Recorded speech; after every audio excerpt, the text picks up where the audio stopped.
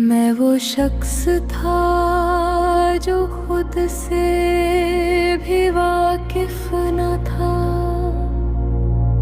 ना जाने किस राह पर चलता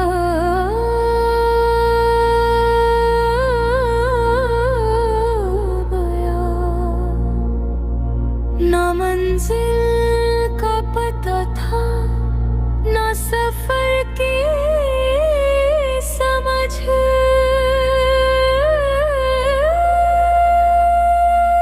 जिंदगी ने भी अजीब खेल खेला, कभी खुशियों के नाम लिखे, कभी आंसू के, और फिर एक लम्हा आया जो सब कुछ बदल देगा। किस्मत, बस किस्मत ने मुझे यहाँ पहुँचा दिया।